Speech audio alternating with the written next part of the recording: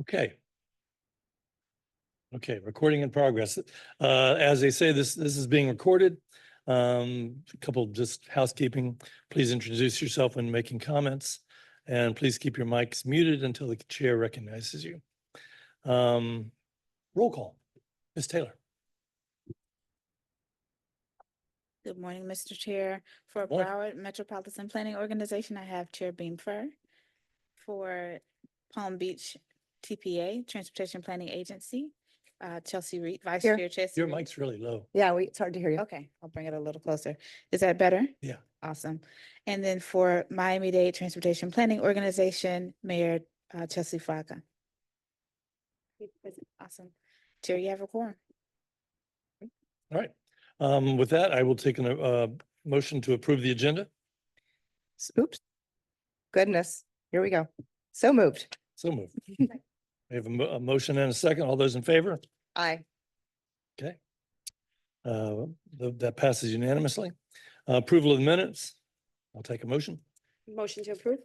We have a Second. motion and a second. All those in favor? Aye. The- That passes unanimously as well. We'll go to public comments. And do we have any public comments? Anybody? Okay. Mr. Chair, yes, we did receive a public comment from Mr. Gus Cabrera. Good morning. Gus Cabrera, of Lesbian, our offices are at 895 Southwest 132nd Street in Miami. Okay.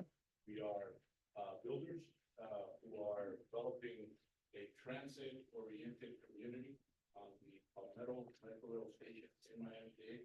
Now, before you, in support of item 7A on today's agenda, which I think aims to clarify and amend, but really clarify the 2045 regional multimodal corridor network report. Specifically will do hopefully Metro Rail Station as part of the regional reporting. I want to thank the architect committee that we had a conversation, discussion last week's meeting. It brought the back forward. Again, I want to thank you in advance for the consideration. Okay, thank you very much. Any others? Ms. Tim? We cannot hear you, Francesca. Yes, there we go. Yes, Mr. Chair, we have one person online who would like to make a comment. Okay. and Dr. Yacente. Is it Franco Saraceno? No, I believe it's Dr. Yacente. Okay. Good morning. I was just saying it was hard to hear. I apologize. Speak A little louder. Just one moment before let's get our volume up here. Okay, go ahead and begin. Thank you, Mr. Chair. I just wanted to say thank you. It's a great meeting in that it was a little hard to hear, but now I'm able to hear, and I look forward to listening into what SEFTC is all about. I am representing Port Everglades. Oh, very good. Very good. Thank you. Thank you. Oh, it's Natasha. I didn't Yes. realize who that was. Sorry. Hey, Natasha. Hi. I didn't realize who was talking there. Okay. Okay, glad to hear from you. Thank you. And we have a new Port Everglades director, so that's going to be hopefully. That's right. Today's his 5th day today. This was his first week. Okay, very As you good. know. Thank Okay, you. well, welcome. I Thank think he's going to be great. Thank you. With that, we have comments from the chair. We do have, we have one thing on here that TPA has put up, which is very good at talking about the Tri-Rail and the West and the Express. David, I don't know if you want to just mention anything on this. It's going from West Palm, Poca, Fort Lauderdale to Miami. And I think this gives us some options. I know you're not on the agenda, but I'm throwing you on the agenda real Well, quick. no, I appreciate that. And thank you for mentioning. Yes, we are very excited that we launched our first express service July 1st. And it's one express train right now that starts in West Palm and stops at West Palm, Boca, Fort Lauderdale Airport Station, Metro Transfer Station, and then directly into Miami Central. So we have one that goes in the morning, one that comes out in the afternoon. It's been the ridership has been fair. I think everybody fairly enough. Some of them are still waiting for some other tickets to expire and things like that. But we are seeing some increase in the ridership. We're seeing very good on-time performance. We got off, and to be completely candid, a very rough start. We did have a trespasser incident the morning of our first day of service, but we, so aside from that, we've been running 99 to 100% on time with that train. And I've ridden it a couple times. It's a pleasant, nice to go by those stations very quickly. Great. And in addition to those trains, we also launched 2 later in the evening trains. So the people who work at the Fort Lauderdale Airport, Miami Airport on second and third shift have the opportunity to utilize our service as well. So thank you very much That's for great. Good. bringing that Thank up. you, Dave. Also, I'm just going to mention real quick, before our last meeting or right after our last meeting, TPO did a great job of putting together a trip to the Netherlands, where a lot of us had a chance to immerse ourselves in the bicycling community there. And we had a chance to go to a number of cities. And I think you don't know what to expect on some trips like that. But this one, I think, transformed the way people really look at things. I know it did for me. I think it did for David. He mentioned that at the MPO, and David's a real guy. So if he's looking at bicycles different, that's different. But I think for all of us, looking at train stations that had parking garages with 10,000 bikes parked there, was just something we had never seen before. Or going through cities and looking at the infrastructure that was slowly being built, both in the sidewalks, on the streets, everything about it was just a whole nother way of looking at stuff. And I hope we have a time to talk about that more in depth, because I do think it's one of those things. David was telling me that he has 1,000 bikes on the cars right now. They don't allow bikes on the trains in the Netherlands. And because they say to drive ride your bike there, and you can rent a bike or something on the other end. We don't have that kind of infrastructure. And we may want to start looking at that. And I think this is the group that could do that, because we can look at it cross county. And I think that may require each city where there's a stop at Tri-Rail and at some point a Brightline, how to deal with that, and how to start to build that into it. But it was just, I thought you guys did, first of all, thank you for putting it all together. I think it was a great job for all the staff who did that. And I know you had a lot of people working. But it was, that it was a great trip. And I think I know we're looking from the county side, and I think Corey's here, talking, looking at projects on our Primo project. Where can we fit that kind of stuff in? We're already starting to look that way. And I know Hollywood is already looking at where the train station is surrounding. How can that be? They already have a garage for cars, but they don't have it for the bikes. And that's a perfect community for doing that. So hopefully at the next one, maybe at the next meeting here, we can, because Valerie did a lot of riding. You were a good rider. Hard to catch up with you. But it was great. So with that, I don't know if you all want to bring anything up on that.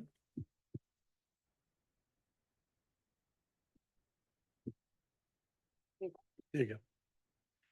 Mr. Chairman, thank you for that comment and that acknowledgement. Miami-Dade TPO really,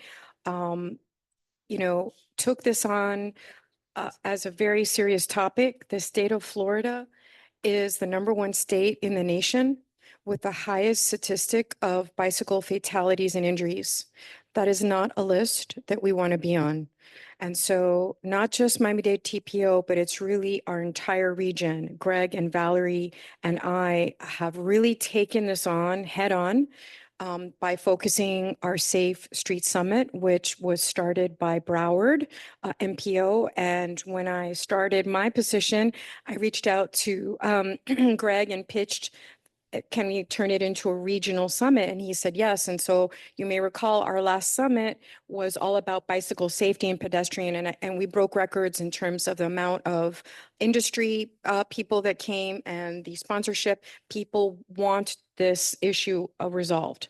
And coincidentally, our public comment earlier on our number one project that was on our trip for recommendation, that project was working very closely with the county on a state-of-the-art connectivity for that first last mile and that bicycle amenities, the kind of bicycle parking and the connection with the pedestrian. Those type of features were a part of what we're doing, and you're seeing that on our project. So it will be a pleasure to bring this at the next meeting. I do want to recognize again Valerie and Greg for your partnership, and also Dave.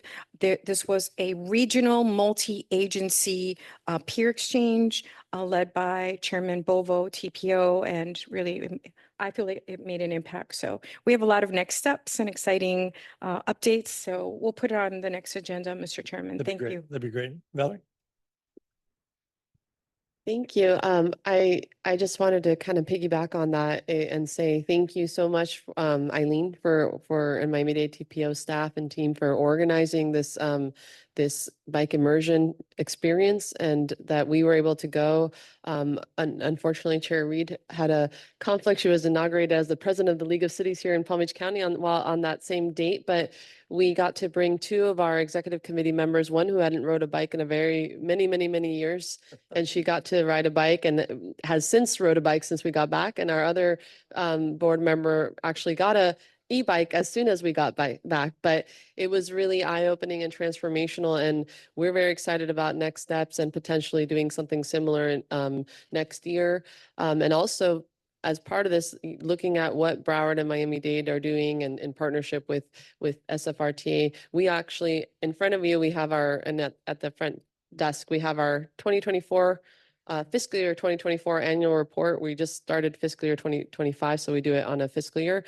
But one of our new fiscal year 2025 strategic plan items will be micromobility rail access study in our county. So we're really excited to work with Broward and Miami and with with SFRTA and even Brightline on that effort, but that came out of this experience. So very excited. And speaking of the Safe Street Summit, we're hosting the next one here in Palm Beach County. It's a regional effort, but it'll be coming to this county. So we've been working with a venue. It'll be at the Hilton West Palm Beach, February 6th and 7th. The 7th is the actual summit, but the 6th will have mobile tours. So very excited about that. I'm very excited to continue the conversation about all of this with the theme will be mobility at the heart of it all. So thank you. Can we ride our bikes up to there? We can do that. We'll do that. Okay, great. Yeah, and I think MPO just put out a bike map, really, really good bike map. I just saw that. I don't know if you want to say something about it. How does this work? There you go. There's a pause. Okay. Yeah, we just actually, every 4 years, we update our bicycle facilities map. And, working with Eileen and Valerie has been so rewarding, and their predecessors. We've actually been able to put in around 78 miles of bike lanes in the metropolitan area of Broward. Yep. And tying that to different projects. I know Corey, where are you? Okay, Corey and I ran into a FTA issue with one of our bike lane projects where we our advanced thinking about the train stations for BCR South, and FTA is like, oh no, you have to put all this together. So we've kind of said a little low, but we're still moving forward with a bunch of projects. We're real happy. I know, Eileen, you've done a really great job of putting projects into Miami-Dade, and same thing with Valerie. I just saw one the other day that you pushed out. It was like, hey, this is great. Because that's actually part of the future. People will ride bikes. And I know it's hot here, but they will do it if we have the facilities for them and they feel safe enough in them. And we got District 4 to agree to do a separated bike lane on University Drive. Oh, good. So you're going to hopefully get everybody from SEFTC to show up. It's near South County, so it's close to Miami-Dade. I think the emphasis, what they did over there was they really made it safe. I mean, here you don't always feel safe. I ride a bike almost every day, but there's times where if I'm on US 1 or something like that, you're taking your hands life in your hands a little bit. But there, they've designed it so, no, you got buffers, you've got, it's, the safety is preeminent, so. And if I may, Mr. Chairman, we will put this on the agenda for the next one with more in-depth in a presentation.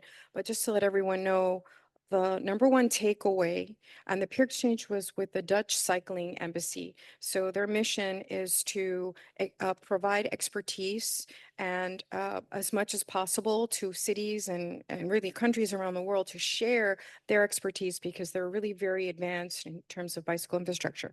But really, the number one takeaway from this peer exchange is that we are no longer looking at our network from a perspective of bike lanes. We came back with a new terminology that we've embraced, which is bikeways. We want to look at the development of a bikeway, and the Dutch Cycling Embassy experts will tell you themselves that they are the number one expert in the world for what they call the short trip on a bicycle, and they define that within 3 miles of major destinations, which is what Greg, Valerie, and I have been focusing on the development of the first last mile network, that we have for our regional facilities and also our county. So we're already building that network within that 3-mile radius. And so what they do is they develop bikeways. They feature safety by separated infrastructure. They're safe, they're connected, as Greg said, it's a network, and they offer convenience. As Valerie and I saw, along with Chair Beam and all of our delegation, we saw massive parking facilities, indoor, outdoors, parking amenities for cyclists, such as repair shops and other and really their urban structure is structured for bikeway use, and it's very effective. And so when you have that infrastructure, then you have an actual choice that people, like Greg is saying, people are going to start moving into that direction for that short trip. So Yeah. we're going to bring back a lot of examples and additional takeaway, but that really sums up the entire experience. I did. That was good. Okay. With that, we'll ride over to item 7. And that is an approval of amendments to the 2045 Regional Multimodal Corridor Network Report. And let's see. Mr. Chair, we Yes. have Franco Saraceno, who is the consultant lead for the 2045 Regional Transportation Plan, online to provide some background on this item. Okay. Good morning, everyone. Can you hear morning. me? Yes. Good morning. Hello. Thank you. My name is Franco Saraceno, work for Kittleson and Associates. And as Francesca mentioned, I'm involved in the current regional transportation plan. The regional network is a part of that. And in fact, I've been involved in the development of the regional network in South Florida since the very beginning, 15 or more years ago. So when we developed the 2045 regional network, really it was an update. It was a refinement of a network that had gone through several iterations. The intentional use of the word corridors was specifically meant to indicate that the lines on the map, if you will, are not limited to facilities.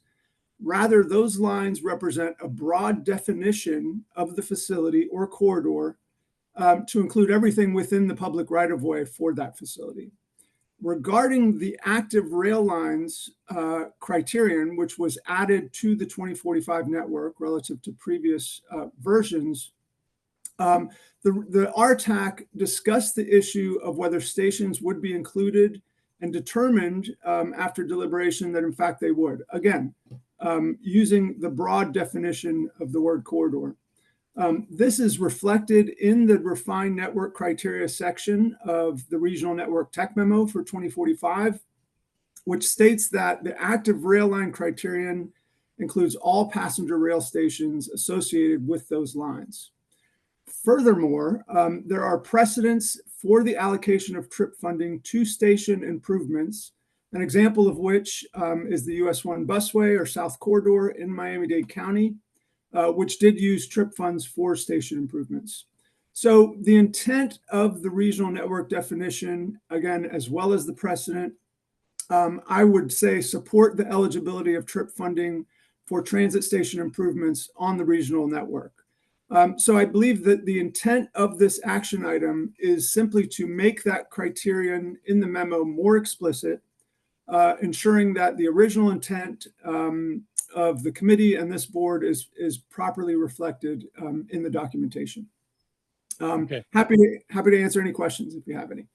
Okay, thank you. Do we have any discussions on this? Anybody want to bring anything up? No? Okay. With that, I'll take a motion. Second. You have a motion and a second. All those in favor? Aye. That passes unanimously.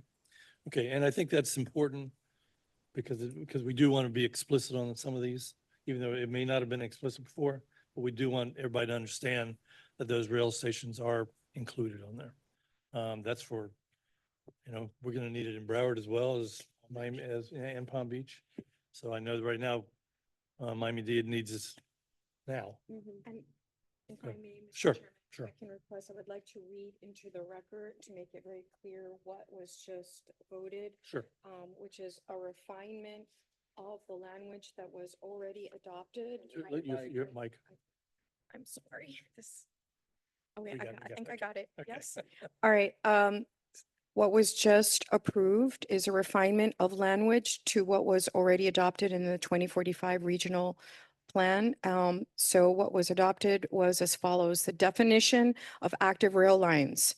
All active rail lines and passenger rail stations. That is what this body has just adopted to specify. So the original language was all active rail lines, and we're refining it to specify and passenger rail stations that are not part of the SIS, not abandoned and not rail spurs.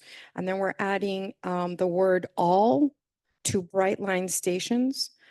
You had originally adopted bright line stations, and we're now saying all bright line stations. And then we're adding number 4, all metro rail lines and stations. So just to reiterate, it was as part of the original adoption, these facilities are and were adopted on the regional plan.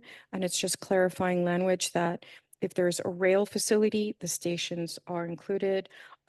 Broward MPO led the effort in the development of this document last time and did an outstanding job. So I appreciate the coordination and collaboration on this clarifying language. Greg?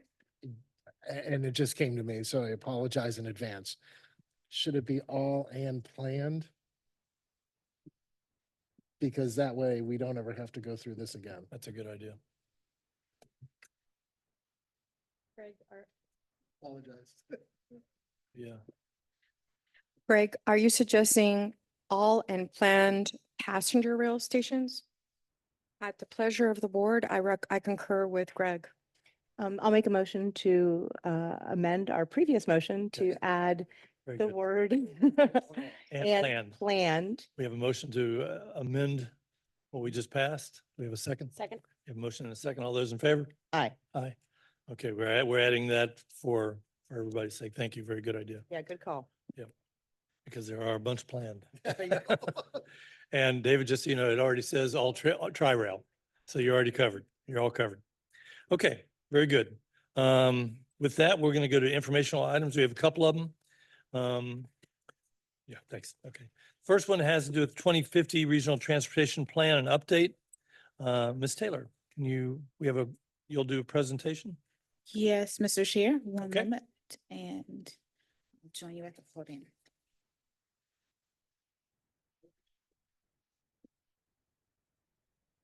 Yeah.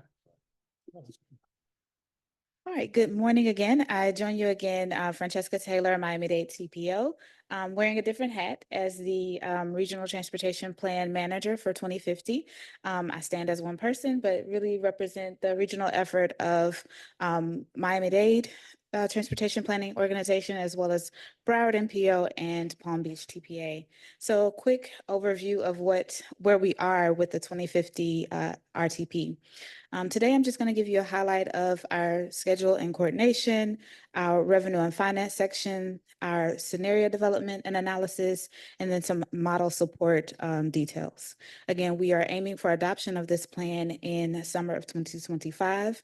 We find ourselves, right in a sweet spot. We're on target, but a lot of our efforts for the regional transportation plan really depend on the development of our individual metropolitan transportation plans and long-range transportation plans as well. And we're really gearing up for those planning efforts. On the next slide, you'll see specifically the revenue and finance. That's, kind of ties into what I was just mentioning. The purpose of this task is really to ensure that we have a regionally consistent way of reflecting all of our federal, state, and local revenues. And in doing so, we really lean on the ways that our individual cost feasible plans are developed, and those are under development for each individual TPO, MPO in the region. So as we develop our individual cost feasible plans, we're assessing our revenues and ensuring that we are consistently reflecting those revenues for the region. On the next slide, you'll also see for the scenario development and analysis, one of the intents of looking at potential scenarios for our region is to find those alternatives, futures for our Southeast Florida region. Our processes in doing this is asking ourselves, where are we now, and where do we want to go, and what do those future courses of action look like? So some of the things that we're considering, or a few of the scenarios that we're considering, are what are the effects of tech and transit? What are the knowns that we know now, and what are the unknowns for transit, and for tech and transit, and how can we be responsive to them? Also, we are considering resiliency and growth. And then compounding effects of each. I think over the last few years, especially during the age of COVID, we've seen not only concerns about the climate, but also concerns about how technology is shifting the way that we move around. So some of the perspectives that we are thinking through are whether we have a reactive or siloed approach to these issues, or whether we have a proactive and multifaceted or integrated inclusive reaction to these scenarios. So that's just an overview of the things that we're looking for on a regional perspective and how they may affect our traveling public. On the next slide. And this is really the last slide that I'll show for you today. It's showing our modal support effort. We're looking into the accessibility of our region, and the intent here is to really get an understanding of what accessibility looks like beyond the standard level of service metric. So we're expanding that and asking questions such as, do people have immediate access to community resources? So you see some of those questions that we're asking on the left of the screen, and on the right are some of the metrics that we are considering. Are people able to access regional transit centers? And then are residents able to access work in other major destinations using bus service? So really trying to understand what are the accessibility points for walk, bike, and transit needs. So that concludes my slides for you today, but if you have any questions, I'm here. Discussion? Any? The metrics are excellent. It's something that I think could be utilized across the state, if not the country. And I'm especially thrilled that we are considering technology, especially in light of today's news. I know. Yes, It's something definitely. we should all Yes. be very aware of. So thank you. Right. Technology and its potential disruptions. Right, the largest outage ever in the history of the world. Yeah, the other part is I saw where you were on the very first slide. Can you go back to the first slide? Yes, one moment, please. It was talking about you're bringing resiliency into it. And I Yes. do think it would make sense for this organization to work with both the tech hub that's coming out, I think is being, it's in Miami, but it's all three counties, as well as the Climate Change Compact. Because I think as well as South Florida Regional Planning Council, I think all three of those can inform the metrics for this, as Yes. well as with the tech hub, there's some potential funding there. Mm. So I think we should be kind of trying to weave some of that in together for both ideas and solutions and funding. Yes, most definitely. Tech has definitely disrupted and transformed the way we travel. Who would have known 10 years ago how fantastic Uber would be, and being able to, book trips from your phone. Yeah. So we need to continue to open our minds up for the ways in which we can embrace it. I'm talking a little bit of a different tech hub. Sure. That is, I think they just got a $15 million grant. Okay. This has to do with looking at the technology and solutions throughout the metropolitan region from, I think, all the way from Monroe to Palm Beach, if I'm not mistaken. But the idea is to be able to bring grants in on a federal level, but looking at overall resilient solutions. So that's where I think there's a lot of potential there. Yes. So we want to kind of tie those in. Awesome. Yes, we can bring that back to our team and the RT Tech. Okay, very good. Thank you very much. Sure. Thank you. Okay, the next one is having to do with regional fair interoperability update. And I know this body had challenged, I think, all three counties to get it together and figure out how to make sure that we can go from one place to another very seamlessly. And I think we're kind of on our right track. Corey, do you want to? I know when we had asked last time, when we had done this challenge, I was unfortunately found out that Broward had some of the challenges were in Broward, but luckily Corey has stepped up to this challenge. So maybe you want to bring us up to date. Okay, good morning. Good morning. Thank you so much for having us here today. And I am going to step aside and allow. Can you introduce yourself? Oh, sorry. Okay. This is my first time at this meeting, so I'm not aware of the protocol, but I'm Corey Cuff Lonergan, and I am the director for Broward County Transit. And I'm delighted to be here today to talk about the interoperability. I'm not going to steal my colleagues here's thunder, but I think you'll be pleased at what you hear. Broward County Transit is certainly committed to the being a part of this and proud to be a part of this, and committed to regionalism in terms of what's best for our passengers. So with that said, I'm going to step aside and let my colleagues talk about where we really are. Okay, thank you, Corey.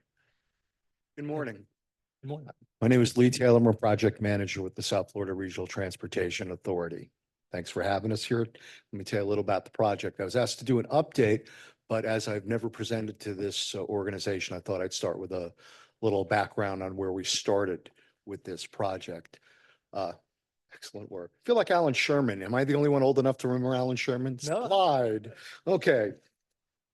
So the agency received about $1.6 million in funding from the Broward MPO to enhance regional fare interoperability among the four South Florida public transit agencies, SFRTA, BCT, PalmTran, and DPW, or Miami-Dade Transit. We signed the agreement on October 14th, 2021, and the funding actually expires at the end of June 2025. And we're trying to take one step forward toward enhancing fare interoperability among the agencies. Slide. Okay, the low-hanging fruit for accomplishing this was a mobile app because, of course, it requires no infrastructure changes. No one needs to buy any new ticket vending equipment or readers or anything like that. And basically, I put it in my bag, everybody's carrying around a ticket vending machine now, whether it's Android or iPhone. And that made this a lot easier to pursue. Slide. Okay. And here's the reason. So no modifications of anybody's back office or equipment or changes to their fare structures, and no negotiations regarding, oh, let's have a regional fare product. And the next question is, how much do I get? And that ends the project. So we're moving, go ahead. So there are three phases to the project. The first phase of the project was to update the existing Tri-Rail app to accommodate, among other things, the fact that we added a station at Miami Central. The schedule changes and the routes had changed, and we were still selling 6 products to get down there, but we wanted to make sure that anybody using our app, first of all, realized we had an additional station, and that took programming, believe it or not, and was able to buy tickets for it. And we actually finished phase one in time for the opening of that station. Second phase was to create, again, for us, I'm gonna leave it on this slide. Second phase, again, for us was to create a mobile fare back office that would be independent of the one we currently share with DTPW or Miami-Dade Transit. We had some goals for that back office, which we couldn't realize under the current arrangement. For instance, we wanted to be able to sell all of our products, including our qualified discount fares. And we wanted to sell products that were incrementally consumed. So under our current infrastructure, I couldn't sell you a two-ride pass because there's no way to sell you one product, use half of it, and then use the other half later, or a 12-trip pass, or really even stored value, because we wanted to be able to offer our full range of fares. So we needed our own back office. So phase three is aimed at a single mobile application where riders can do trip planning, look at vehicle arrival predictions, and indeed buy fare from each of the agencies based on the trip that they want to take. I'm going to belabor this point because I've explained it about 24 times and I seem to get similar questions from the people that I've told it to. So I think the best metaphor for this is we're building a shopping mall, and Sears and JCPenney's and whoever else moves in, they're all responsible for running their own shop. So they offer their products, they process the payments, they take the money. What we're giving them is a location, in this case, some real estate on the internet that people can carry around their phone. So when you buy a product from PalmTran, for instance, you're going through PalmTran's back end, their payment processing, the money's going in their bank. No one's holding anybody else's money, and nobody has to ask permission to change or update any of their fare products on the app. They're controlling it the exact same way they do right now. Okay, so again, regional trip planning, vehicle arrival predictions, purchase of fare products for each of the agencies. Slide.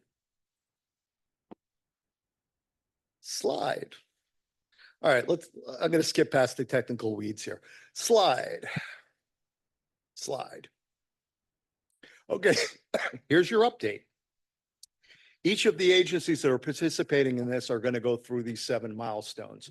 Now, the dates that I have up here happen to correspond to PalmTran because they were the last to join. So notice to proceed to begin working on the PalmTran portion of the application was issued on the 8th. The discovery session started on the 11th, and the discovery session for us was a little more extensive because Jen Fair, the chief contractor, had never worked with us before. So we had to do a lot of looking at our fare table, information about that, the financial background stuff. For at least 2 of the other agencies, that's going to be a much shorter process because that same contractor is already offering those services. And in fact, in the case of PalmTran, offering it through an app similar to the one that we're building right now. The UAT logon milestone basically is we're setting up a test environment where people from the various agencies can start looking at the app for real. Then we're going to actually conduct the user acceptance testing. We're going to put this thing into production. Now, that's not publishing it. Going into production means we're going to continue testing in the production environment.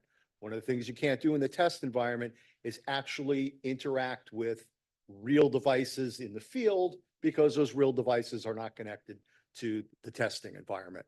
That would be fare gates, bus boxes, things like that. Go live would be the actual publication of the app, and the final acceptance phase would be once we've published, we go back, we retest, we make sure everything that we saw in the UAT environment works the same in the live environment, and we don't get any major complaints or breakdowns. And then we issue final acceptance, and that's probably going to occur around November of 2024. And yeah, we have additional funding time by that, but our contractor is very confident and very aggressive with the schedule, and things are rolling along. Slide. Questions? Okay. This is exciting. Anybody? Questions, discussion? Just goodness, delighted by the aggressive schedule that by the end of the year, this year, this is a huge undertaking and something that is needed. So we're hopeful. Thank you. Thank you. Yeah, I've been on the MPO for over 10 years. And this has been on its list of things to get done for that entire time. And I've heard nothing but, wait, it's coming, it's coming. And it's like, to actually see a date is amazing. So are we actually saying that in November of this year that we would actually be using this? Or it actually goes into Right now, that's the project schedule. Yes. unbelievable. I think that's great. It looks like a couple people want to speak. Greg, you want to speak? Yeah, actually, I have to, I want to let everyone on the board know, this is beyond the 10-year period of your time. I know. Mayor Richard Kaplan of Lauderhill, who's now retired. And I had this conversation back with Randy Whitfield and Jose Luis were at both the TPA and TPO.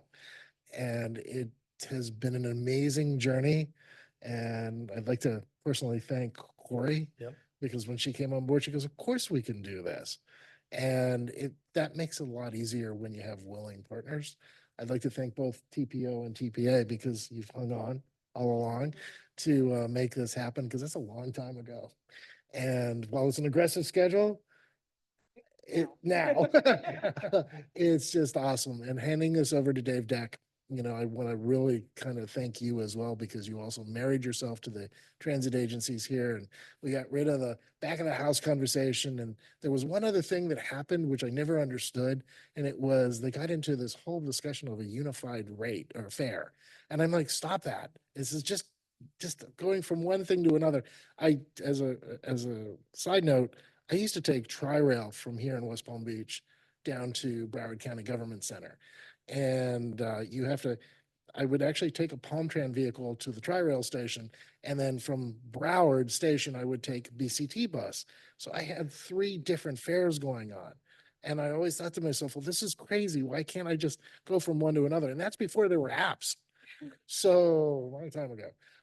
So the reality of getting this done, upon myself and my team at the Broward MPO, my whole board, as well as Amanda Christian, who is our project manager with you.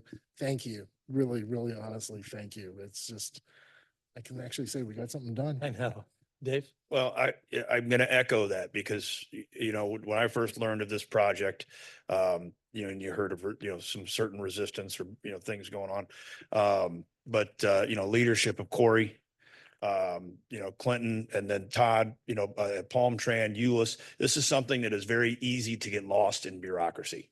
And it's my partners here who have kept this front of mind and kept us moving within our own agencies. So I want to thank Corey for her leadership, Todd and Euless in Miami. This has been, now first I get a chance to try to break it. So you saw that testing phase, that I can break just about anything. So that November, if I break it, it might take a little longer, but we'll go from there. So. Thank you. I just want to say also that I thank Dave and his team for taking this on, the collective, and bringing this forward, because he's being very modest here as he stands before you. It has been hurting feral cats, I'm sure, but he's done an amazing job, and we really appreciate you for doing that. And thank you for having us here today. And Corey, I want to thank you. I know when you came on, this is one of the first things I threw at you. And it was like, you didn't flinch at all. Phone call was to me. Yeah, probably, but you took it on, and I think that's made a big difference. Thank you, sir. Everybody involved, thank you. I think that for all of our citizens, it makes a huge difference. So great job. Thank you.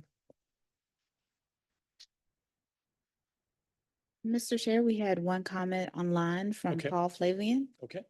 Paul? Yes, good morning, Mr. Chair. Great presentation, and very happy to hear that this is coming to fruition as a frequent rider of Tri-Rail. Just a quick question. Will the Easy Card be going away as phase 3 is fully implemented? I'm gonna let Dave answer this because I have no idea. The easy car? Easy card. Card, sorry. You got a bunch of people ready to answer you. Hold on.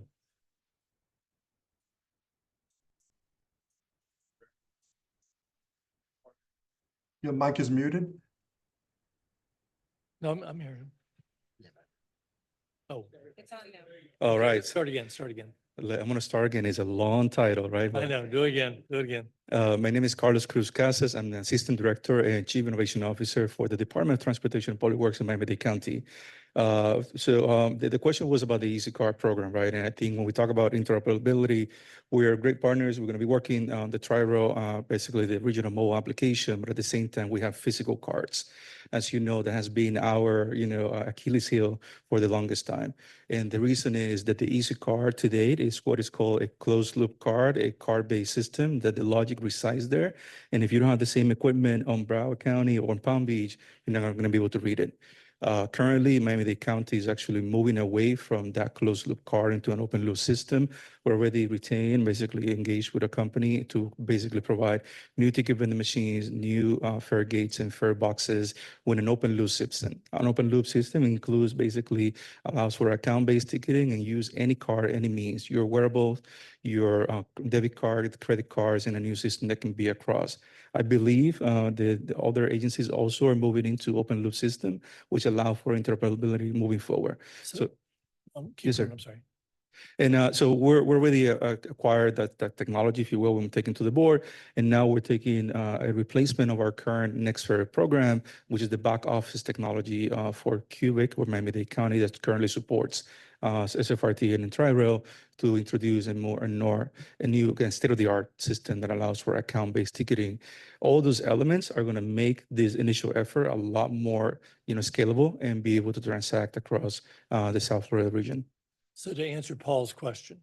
The Easy Card will go away, but it will come That's back, but I he's- don't want to fear. The answer to that is. Yes. The answer, Paul, is it's going to be phased out at some point. Yes, but there is something better coming through.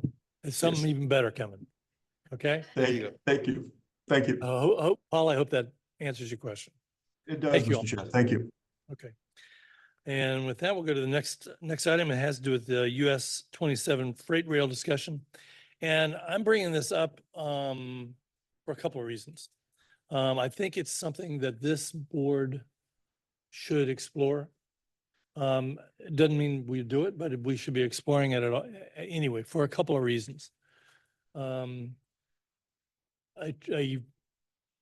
rail that would go from all three counties up US 27, it is an avenue we haven't taken a look at. But given the amount of transportation and passenger on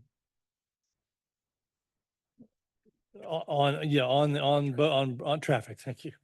on both with Brightline, Tri-Rail, the commuter line coming up, having freight on there as well, that you're tying up a lot of rail time and a lot of stopping for people waiting for trains, as well as there's a whole nother side to this, and it has to do with solid waste. One of the possibilities, and for those who don't know, Miami-Dade is now taking a lot of their garbage is going on rail. I think it's going up to CSX, but I'm not positive. But almost all of it is going up to CSX to Okeechobee. And it's going to just continue. That's not an ideal way to do it. And I've been in discussions with Waste Management, and there, the idea of having it go up the western side makes a lot of sense. And what it would be able to do is allow for a lot of freight to go up that way, all the solid waste to go up that way, and open up the passenger lines on the part that's the most congested. So there was a study done, and there's one in front of all of us here. This was done back in 2008. And I think it's just sitting on a desk somewhere. And have we been able to find it yet? Not yet. Okay, we're looking for it. But this is, it's not a new idea.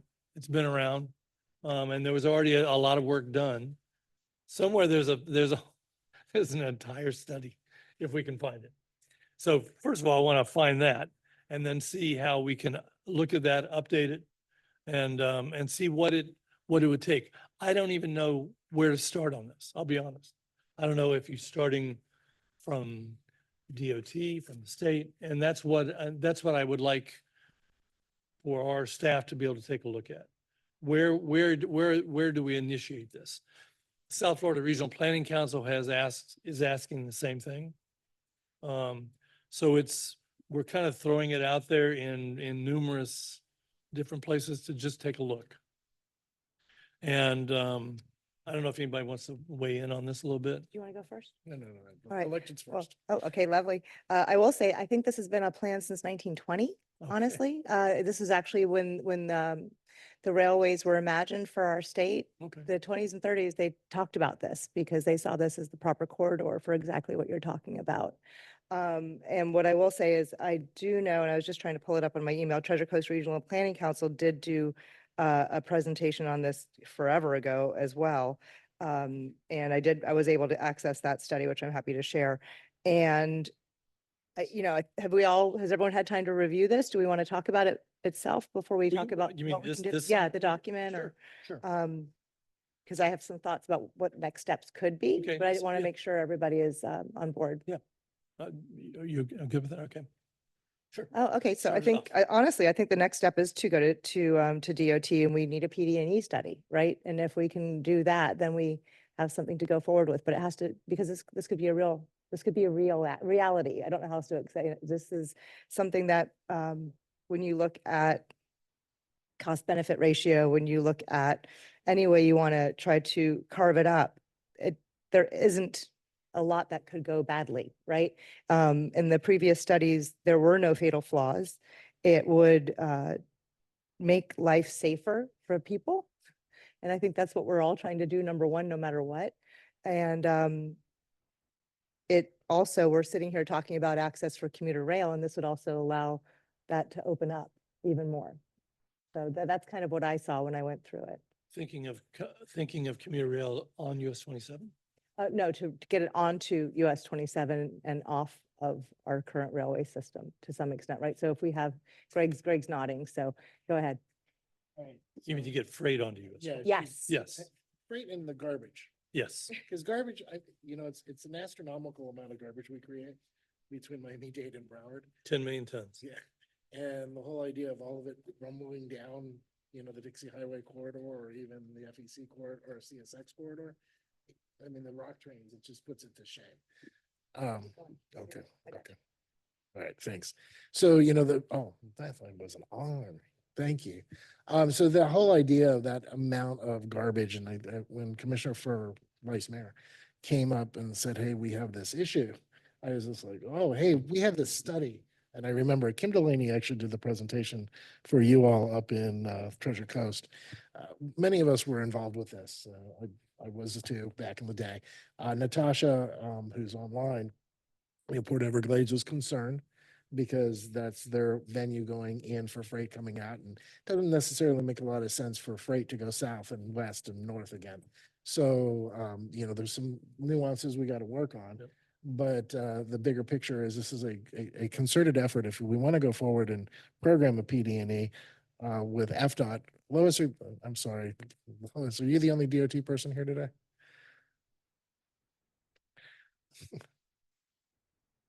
I think. Good morning, Lois.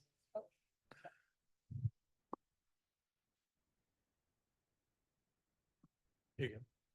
Morning, I'm Lois Bush with FDOT District 4. On the line is Carlos Castro. He's the D4 Freight and Logistics Manager. Justin Stroh, our Freight Coordinator.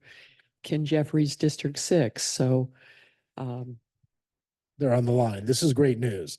So they're hearing the directive. I think what I'm hearing. they're hearing what you're saying, yes. And this needs to get into the work program and so forth. So we're going to have to work together, both D6 and D4 and all three MPOs, to make this happen moving forward. And my recommendation at this point would for you all to potentially create a motion to direct staff, not only at the MPOs, but also at the districts to move forward with investigating what it would take to get a PD&E into the work program so we can move forward. I think we would have to, this would require being on the next agenda because it's not, hasn't been, just to do it right. But I think, Lois, is, how would the DOT, what does it take to to get DOT to do this? Give us an idea. Well, you're having this discussion. It will be shared. Your resolutions have come, other things in terms of expressing what you'd like to see. Okay. So that would be a suggestion, just Okay. to be very clear about what you are being, but you may want to put it In writing. in writing. Okay, we'll get it in writing, get it, if it's okay. Okay. Mr. Chairman, if I can add more directly and specifically to your question, all three of us are currently finalizing or getting ready to bring the update to our long-range transportation plans to our governing boards. Miami-Dade County is first. We are bringing our long-range plan in September, and we do have our piece of this corridor identified in our plan, in addition to the regional transportation plan, which we rotate that responsibility along in the region. And currently, Miami-Dade TPO is working to develop this cohesively as a region with Greg and Valerie's team. We do have it in our regional network plan. So I believe Lois's answer is correct in terms of the fact that we are consistently documenting this on our federal documents. So as I said, I'm going first with the LRTP, then goes Greg, then goes Valerie, and the three of us are listing this as a critical freight network as it traverses not just our region, but beyond, as well as the regional transportation plan, which will come before this body next year. I don't know if we have a month yet, Francesca, when the regional transportation plan is coming before this body. June 2025. So if I may, Mr. Chairman, I don't think it's necessary to wait until everything's adopted. I feel the comments that are being made today are sufficient in terms of the direction we're moving in. And District 4 and District 6 work collaboratively with us in the long range plan and are very aware that these corridors are represented. So at your pleasure, we can have an action item if you feel that that's appropriate, or a motion in some way to request the state to initiate at least a planning or PD&E activities consistent to what is already documented and what we're working on. Yeah, because it's in our document too, as you go first, we go second, Palm Beach goes third. And it's actually, we've been lining this up fairly nicely for you. So, we can kind of move forward, and I agree. I think we can, but if you want to wait, we can wait. It's, Do you think, yeah. We've been having public meetings. Right. With all of our plans, so this is out there and. Actually want to defer to Valerie's. Yeah. My long range plan is coming first, and then Greg's on the timing. Do you feel that it's appropriate now, or you would like to wait a little more closer to your adoption date? I mean, we are including this in the LRTP, and I think it can go now, or it can go in the next one, but either works. So we also have this on the radar to request. what do you want to? I guess we can move forward now is what I'm saying, if that's the will of the board. Yeah, with the All formal right. requests. Well, with all respect, Chair, Yep. is this, I'd love to I have consideration. I'd like to, although this was an information item, make a motion that we instruct FDOT to collaborate with our three MPOs, with D6 and D4, to initiate a PD&E study. Okay, we have a motion on the floor. We have a motion and a second. All right. All those in favor? Aye. Yes, okay. That passes unanimously. So that's a little historic there. That's good. Yeah. Good job. All right. That's interesting. And so I guess at our next meeting, then we'll have some more, we'll broaden this discussion a little bit And hopefully by that time we're able to find the old study and see what they had to say on there. Because I imagine they did a lot of in-depth work on that. You know, I'm reading the executive summary, as you all have read. Obviously, there was a lot of work already done. If you could find the one from the 1930s, that'd be pretty That would cool even be too. better. Yeah, use them all. It's got to be out there. Yeah, I was actually driving up US 27. I was going up to Sebring the other day and looking the whole way up and thinking, where would this have to go? What does this have to traverse? And you know, it would have its challenges, no two ways about it. But it's got to be doable somehow. Mr. right. Chair, there is Yes. a comment online from Carlos Castro, FDOT District 4. Okay, Carlos, you have the floor. Good morning, Mr. Chairman and members of the committee. My name is Carlos Castro again. I'm the Freight and Logistics Manager here in District 4. I just wanted to make a quick comment. We have all the documents that are listed in the summary paper that was provided to this committee. We'll be There more they than are. happy to share that information, all of them, including the documents that are not necessarily were drafted by the department. Such an example is the South Florida Regional Planning Council. So we have all those documents. We can provide all that information all at once fairly quickly. Carlos, could you please, we would love to have, are they in electronic form? That is correct, sir. Okay. PDF files, and we can share that information. Like I said, I have it in front of me. A link can go out for a single location where you can access all these documents. Thank you. That would be great. If you could go ahead and share that with all 3 counties and MPOs, TPOs, TPAs, that would be wonderful. Thank you. How long is it? Extensive, sir. It's not only one, right? The summary document that was provided to you included, I believe, 15 separate documents, right? I mean, oh boy.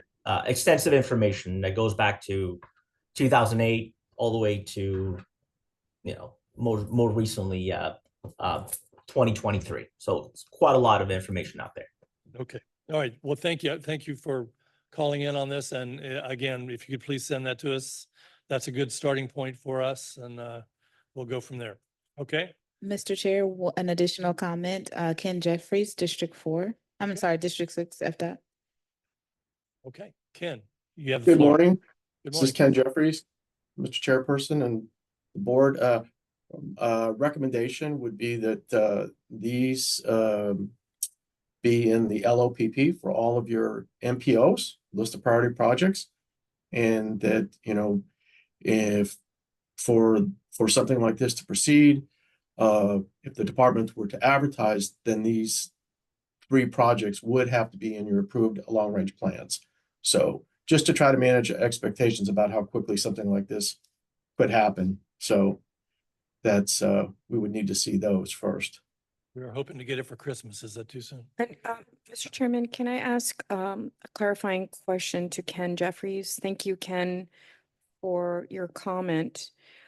Are you referencing the PD&E and or planning phase of this project as requiring that to be listed on our LOPP, or are you If you want to do, referring if for a PD&E, yes. Okay, so you're suggesting PD&E, a request for a PD&E Well, should be, I'm just I'm clarifying sorry, that. just, yes, thank you. Okay. If you're planning study, no. But if you're requesting a PD&E, then they would need to be in all of the LRTPs. And so Right. that if they do the study, so that we can show that they're in there, because that's just the process. And just for clarification, Ken and Lois and Carlos, which district would lead that study? Because if Well, we don't know if that would be, we don't know at this time. I think, Ken, this is Greg Stewart for the Broward MPO. I think the Mhm. last time this was led by District 4, and if I remember correctly, Jeff Leidner was a PM on it, and Lois can Yeah. tell me that or not. The important thing is the planning study, the PACE study was already done and Yeah. exists, and there's voluminous amounts of information in that.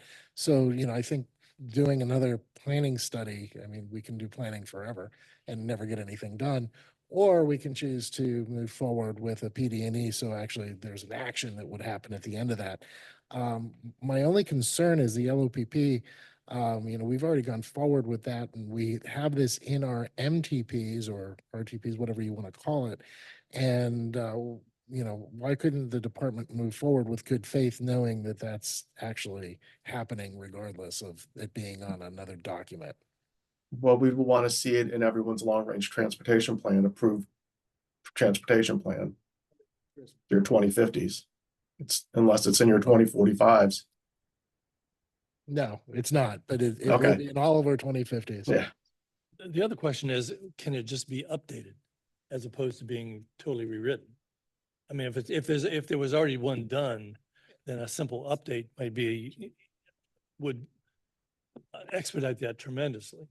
So I guess we may need to ask, that's part of what I think we need to take a good look at. Once you send it to us, I guess we can take a look at it. And then we can take a look and see how much updating needs to be done. Does that make sense? Okay, all right. And if I may, Ken asked a very good question. He wanted to know if it was already in the 2045 adopted plan. And I think he's asking that because that may help accelerate our efforts as opposed to waiting for all the different adoptions of the long range plan, which our adoption dates are prescribed by FHWA. We do not get to pick the time that we bring our update of the long range plan. The feds tell us. So we're on a federal schedule, and I don't want that to be the impediment based on the comments of the board members today advising that this is a priority. So I would like to know if staff can confirm if US 27 is on the regional network and or how it is referenced, just for clarity. Yes, as a part of the 2045, it was included in the regional corridor network. And it's also included in the SIS plan. Well, it's the unfunded needs plan for the SIS plan.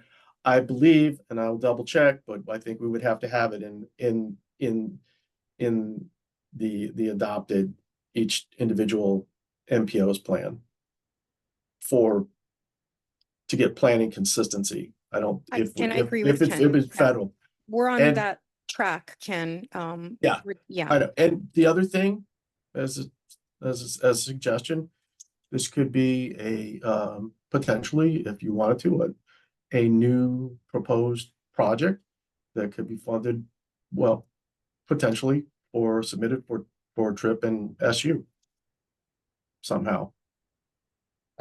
I would prefer the SU not be discussed on this, and we would look at TRIP and SIS funds for this regionals for the state of Florida, because this also goes to Martin and Indian River and St. Lucie. So there's, you're really, this is a much larger vision than I think you're thinking in the Tri-County. Okay, thank you. Lois, did you have something you want to Mr. add? Chair, just to add your designated regional transportation network, one of the criteria for designated is on the SIS. US 27 is on your regional network by virtue of being a SIS highway corridor. If you look at the SIS 2045 multimodal unfunded needs plan, that's an unconstrained plan. It's not a commitment to fund or build anything. It's identified a new rail line from the HEF to the Henry County Palm Beach line as potential SIS. So it's not on the SIS at this point in time. So technically it's not part of your regional network, but you're working on your 2050 plans if it's not clear in terms of Lois, intentions. would it be helpful if we ask the freight committee that I sit on at the state level to actually adopt moving forward with this as a freight corridor that should receive, state rail funding? I'll defer to others on the line. I don't know. If I may, Mr. Chairman, I feel that we've had outstanding comments and input today on this issue, and I would like to recommend for your consideration and the board members that the three of us get together along with District 4 and District 6 and come back at the next meeting with tangible next steps. I feel at this point, we've identified the lead. It's Carlos in District 4 who has all the documents, and I'm requesting a briefing, District 4 and District 6 get together to brief the three MPOs so that we can all understand what's been done, what has been recommended, what pieces need to be looked at for the CIS corridor, and what action is needed from this board that we would recommend. That's, you know, I think that's appropriate. Does everybody agree with that? I think that makes sense. Okay. All right, good discussion and a lot of potential there, a lot of possibility. I look forward to seeing that. Okay. With that, member comments. Yes.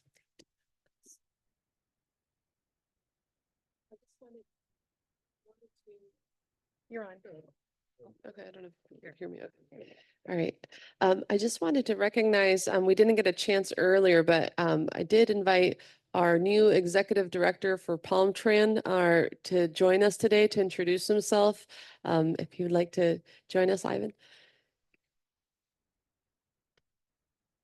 Well, thank you for this opportunity. I am truly honored to have been selected for this role in Palm Beach County. Definitely look forward to the opportunity to working with each and every one of you and networking with each of the different agencies, obviously to improve regional connectivity, transportation, and obviously to better serve our citizens. So feel free to reach out to me.